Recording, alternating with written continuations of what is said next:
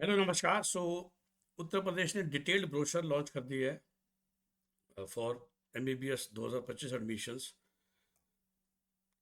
जैसे आप जानते हैं, बेसिक इन्फॉर्मेशन पूरे थोड़े दिनों पहले आई थी। बहुत ज़्यादा नई बातें नहीं है, बट इसमें नंबर ऑफ कॉलेजेस, सीट्स सब दिया है। क्विकली गो थ्रू करेंगे और दो तीन ऐसे सवालों का जवाब दूंगा जो कि इससे बगल में, पता है मैंने क्या लॉन्च किया आपके लिए? नीट एमबीबीएस का एमडी का ब्रोशर, ठीक है? क्योंकि देखिए, आप में से कई लोग जब एमबीबीएस के लिए बारे में डिसाइड करते हैं तो एमडी को मद्देनजर भी सोचते हैं कि बाद में क्या होने वाला है। ओके, तो सबसे पहले, जैसा हमेशा कहते हैं, छोड़िए इनका खराब हमेशा की तरह है, अहिर्ताएं। बेसिकली इंग्लिश में एलिजिबिलिटी, नीट यूजी दिया हो। आपको मैंने लास्ट वीडियो में कहा था कि सबसे इंपॉर्टेंट जो ये होता है वो ये पॉइंट होता है कि अगर आप यूपी के बाहर के बच्चे हैं तो आप एनटी की तरफ से कैटेगरी क्वालिफाइड हो सकते हैं, बट यूपी में प्राइवेट कॉलेज की सीट लेने के लिए आपको जनरल क्वालिफाइड होना चाहिए। तो लेट्स से अगर आप ओबीसी एससी एसटी हैं और मार्क्स आपके 120 122 125 हैं तो आप यूपी में नहीं आ सकते, जबकि आप नीट क्वालिफाइड हैं। सिमिलरली आप कर्नाटका में भी नहीं जा सकते हैं, मध्य प्रदेश में भी जा सकते हैं। ठीक है, इसके अलावा कुछ ऐसा खास नहीं है। फिर से देखिए, सरकारी कॉलेज में जाने के लिए जो 85% कोटा होता है, उसके लिए तो आपको यूपी का मूल निवासी होना आवश्यक है। एक और चीज़ भी है, जिसमें जिसने 10th और 12th यूपी से करी है, तो देख कई बच्चे ऐसे भी होते हैं जो वैसे दिल्ली के हैं, बट अगर आपने 10th 12th यूपी से करी है तो भी आप यूपी के लिए एलिजिबल हो जाते हो, या फिर आप यूपी के मूल निवासी हो। ओके,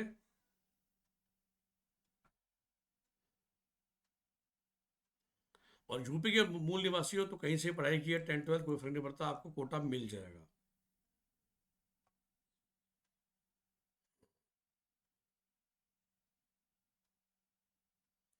यूपी नीट यूजी के स्ट्रे एवं स्पेशल स्ट्रे वैकेंसी राउंड से आवंटित ऐसे अभ्यर्थी जिनके द्वारा प्रवेश नहीं लिया गया था, वो काउंसिल में भाग नहीं ले सकते। जो लास्ट ईयर रूल है ना कि जब जिसको भी स्ट्रे में सीट मिलती है और नहीं लेता, ये 2024 के बच्चों के लिए है, तो वो इस साल नहीं पार्टिसिपेट कर सकते यूपी काउंसलिंग में। रिजर्वेशंस हम सभी जानते हैं, हॉरिजॉन्टल रिजर्वेशंस। और देखिए, सब गवर्नमेंट सीट्स के लिए ही है, तो जो आपका बच्चा यूपी डोमिसाइल का तो होना ही चाहिए ना। हम जानते हैं फिजिकल हैंडीकैप 5%। ओके, ये इंपॉर्टेंट होता है कि ओबीसी और ईडब्ल्यूएस का सर्टिफिकेट है वो 1 अप्रैल के बाद का होना चाहिए।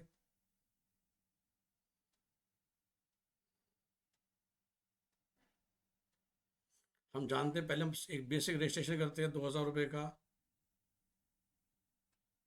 उसके बाद डिफरेंट टाइप के सिक्योरिटी डिपॉजिट्स हैं। अगर आपको प्राइवेट कॉलेज में एडमिशन लेना है तो 2 लाख रुपये दे दीजिए, सरकारी में 30,000, सिर्फ बीडीएस के लिए 1 लाख। ओके,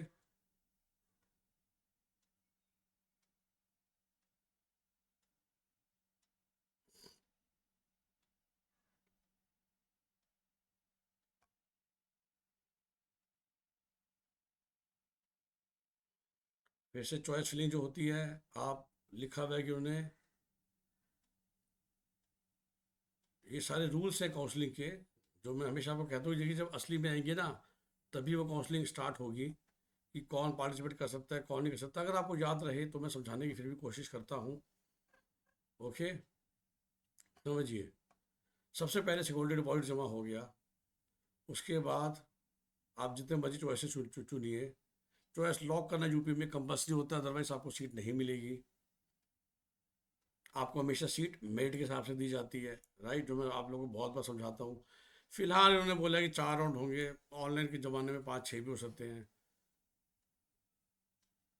ये देखिए, थर्ड राउंड तक आप ना अपग्रेड कर सकते हो, तो तभी वो राउंड 3 हो गया, जो कि 2022 तक मॉप अप राउंड के नाम से जाना जाता था।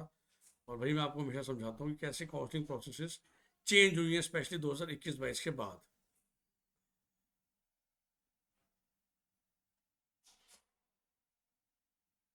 ये अपग्रेडेशन का रूल है, कोई खास बात नहीं है।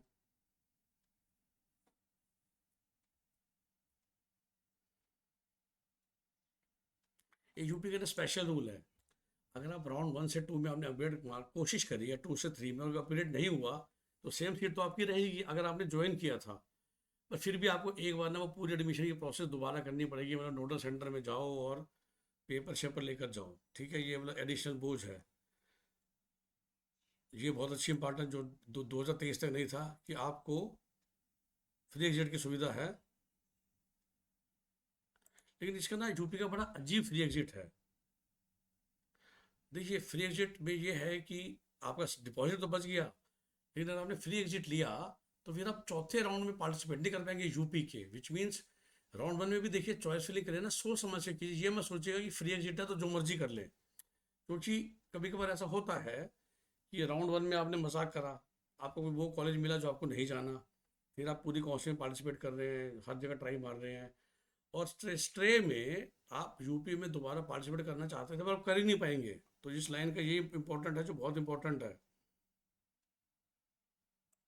तो धरोहर धरोहर राशि तो डिपॉजिट तो आपका बच गया, लेकिन आप स्ट्रे में पार्टिसिपेट नहीं कर पाएंगे, जो कि बड़ा इंपॉर्टेंट फैक्टर हो जाता है कभी कभार। तो हमेशा मैं कहता हूँ उतने ही चॉइसेस भरिए जहाँ पर आप जाने में इंटरेस्टेड हैं, ज़बरदस्ती क्यों भर रहे हो, और कम भी मत भरिए, और ऑर्डर से भरिए ऊपर से नीचे एज पर योर चॉइस। अभी देखो ये जो इंपॉर्टेंट आता है,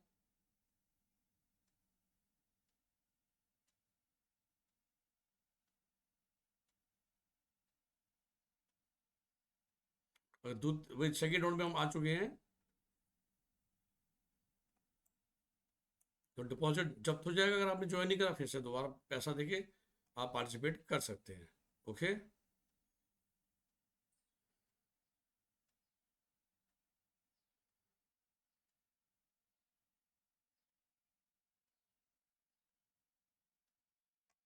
अब similarly third third third round आ जाता है, और थर्ड राउंड के दौरान प्रोसेस के साथ ये कैटेगरी कन्वर्जन हो जाते हैं, राइट। फिर स्टे वैकेंसी राउंड है, ये इंपॉर्टेंट, जैसे मतलब किसी भी सीट आवंटित नहीं हुई है, विच मीन्स कि भाई अगर आपको round one round two round तीन तीन में सीट मिली भी थी, आपने ज्वाइन किया नहीं किया, तो भी आप चौथे में बैठ ही नहीं सकते। तो इस बात का बहुत ध्यान रखना जरूरी होता है स्ट्रे वैकेंसी में पार्टिसिपेट करने के लिए। ओके। डेफिनेटली आपने किसी और राउंड से सीट प्रवेश ना कर रखा हो, यूपी के बाहर की बात होती है।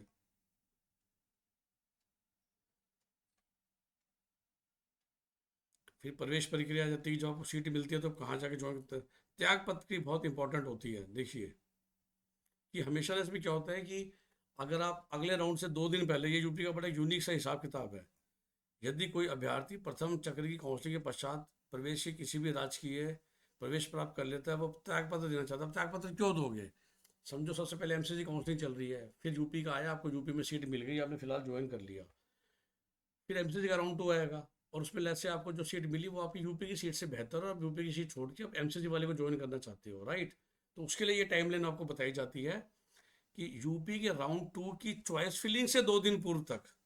अभी उन्होंने एग्जाम्पल दे दिया कि अगर सेकंड राउंड की चॉइस फिलिंग 24 जुलाई को 11 बजे से शुरू होने वाली है, तो अब 22 जुलाई तो के सुबह 11 बजे तक, दैट मीन्स हम ये बोलेंगे कि जुलाई के रात तक हम जाकर त्यागपत्र दे दें। ऐसी स्थिति में अभ्यर्थी को निःशुल्क फ्री एग्जिट की सुविधा होगी, अतः अभ्यर्थी की पूरी धरोहर राशि डिपॉजिट वापस कर दी जाएगी।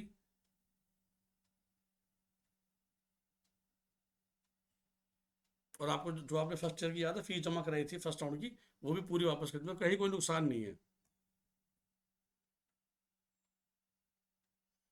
और अगर वो 2 दिन से ज़्यादा हो जाता है तो फिर आपको थर्ड राउंड का लागू हो जाएगा। पश्चात तीसरे काउंसलिंग की चॉइस फिलिंग के 2 दिन पहले तक सीट त्याग पर देता है। ऐसी स्थिति में भारतीय द्वारा जमा की गई संपूर्ण धरोहर राशि में 2 लाख रुपए को जब्त कर लेते हैं, और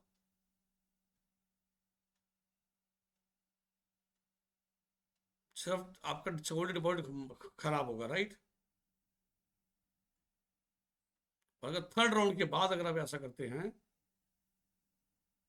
दैट मीन्स कि थर्ड राउंड की काउंसलिंग समाप्त होने के बाद अगर आप सीट विड्रॉ कर रहे हैं, तो आपका जो अभी तक आपने फीस जमा कराई है वो जब्त हो जाएगा, और सिक्योरिटी डिपॉजिट जब्त हो जाएगा।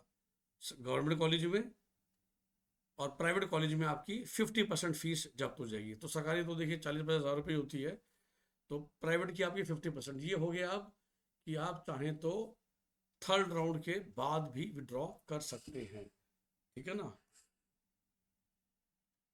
बस थर्ड राउंड से 2 दिन पहले तक, भाई जो चॉइस था ना।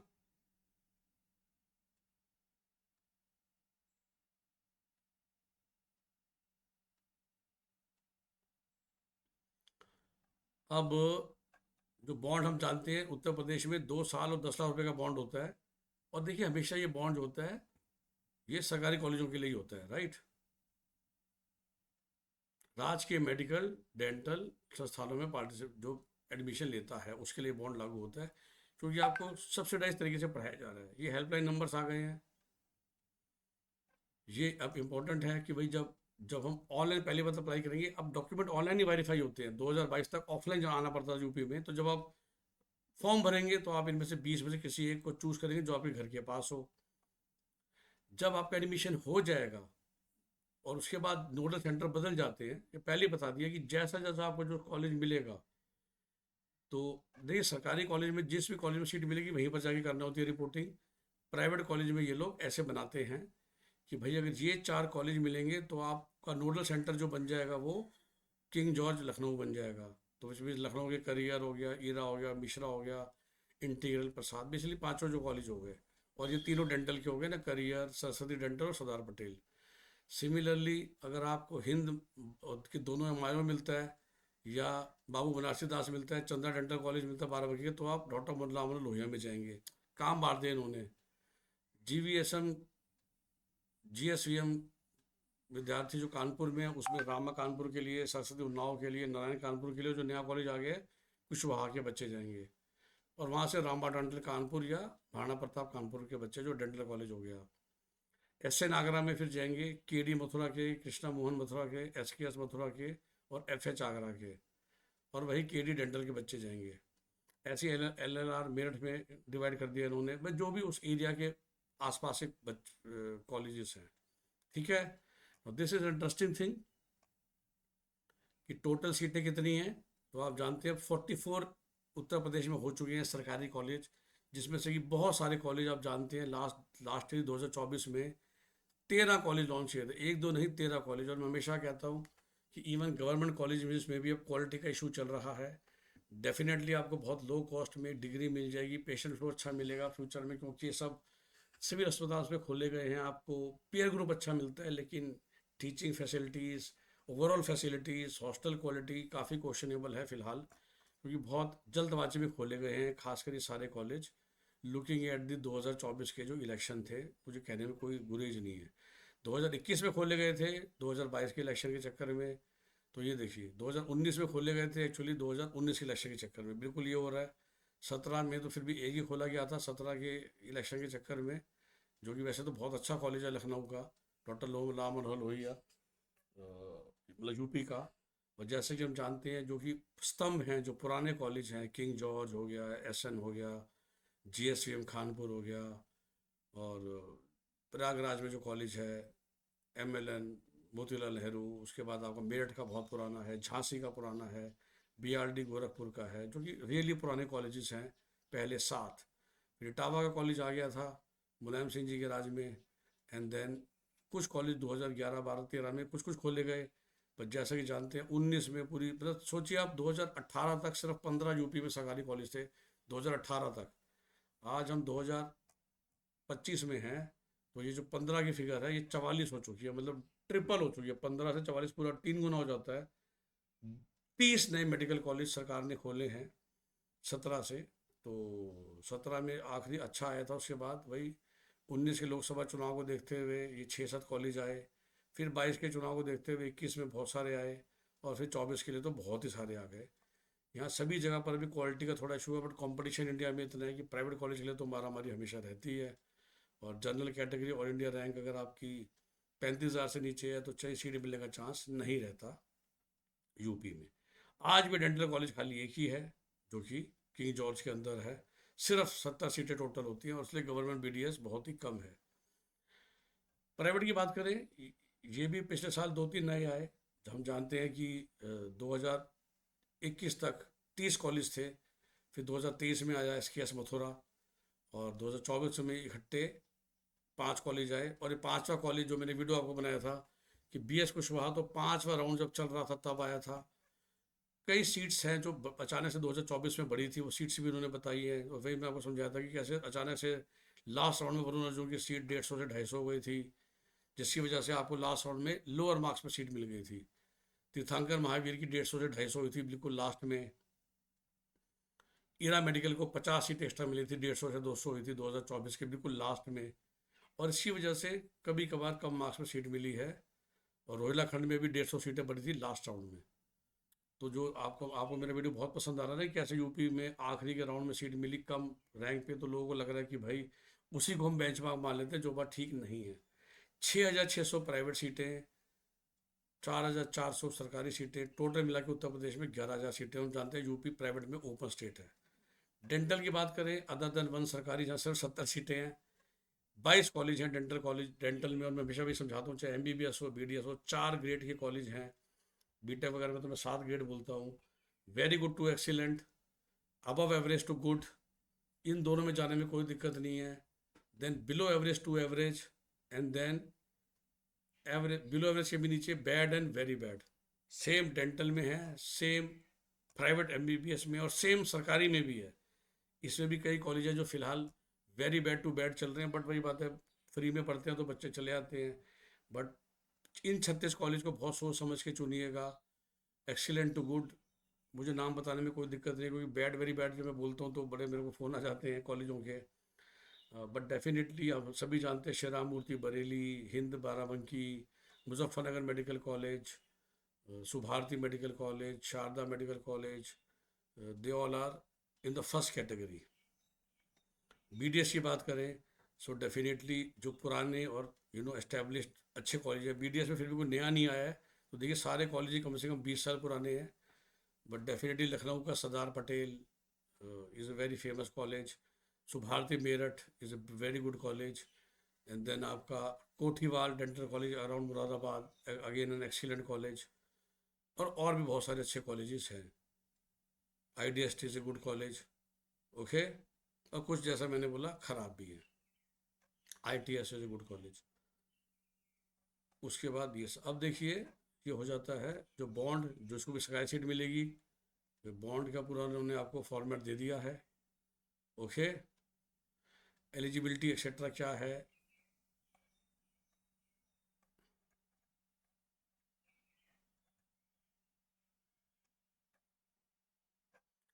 फ्रीडम फाइटर के लिए सैंपल।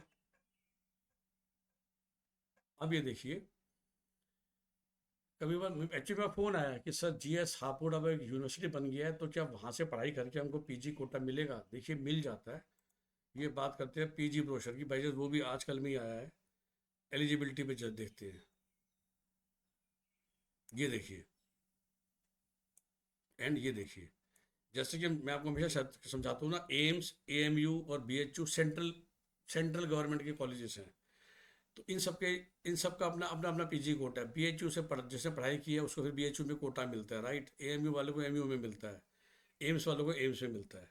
तो सिर्फ इन 4 कॉलेज के बच्चों को यूपी के स्टेट कॉलेज का कोटा नहीं मिलता। बाकी आपने किसी भी कॉलेज से पढ़ाई करी है, चाहे गवर्नमेंट था चाहे सरकारी था। और प्राइवेट का मतलब क्या है, फिर कोई भी प्राइवेट है, क्योंकि आपको शायद नहीं पता, सुभारती भी, शारदा भी, तीर्थंकर महावीर भी, एरा भी, ये सारे ही अपनी डिग्री ही देते हैं। रीज़न GS हापुड़ का यूनिवर्सिटी बनने का, सिर्फ एग्जाम्पल के लिए बोलूँ, यही है कि शायद अगले आने वाले टाइम में वो भी फिर माइनॉरिटी कॉलेज बनना चाहेगा, क्योंकि उत्तर प्रदेश में देखिए नॉन माइनॉरिटी में फीस कंट्रोल्ड है। तो हर एक कॉलेज की इच्छा हो रही है कि मैं माइनॉरिटी में कन्वर्ट हो जाऊं, ताकि मैं फ़ीस डबल ले सकूं, ओके। सो ये मेरी गेस है कि अगर GS यूनिवर्सिटी में कन्वर्ट हुआ है तो कोई बड़ी बात नहीं है, अगला स्टेप होगा माइनॉरिटी में कन्वर्ट होने का। सॉरी, PG का बंद कर देते हैं ना, ठीक है। तो ये सब डिटेल्स हैं। इसी तरह की आपको जानकारियाँ मिलती रहेंगी आने वाले समय में। तो वीडियो को लाइक शेयर कीजिए, चैनल को सब्सक्राइब कर लीजिए। और जैसा मैंने कहा कि हमारी पेड काउंसलिंग सर्विसेज के लिए आपके रजिस्ट्रेशन समय ओपन है।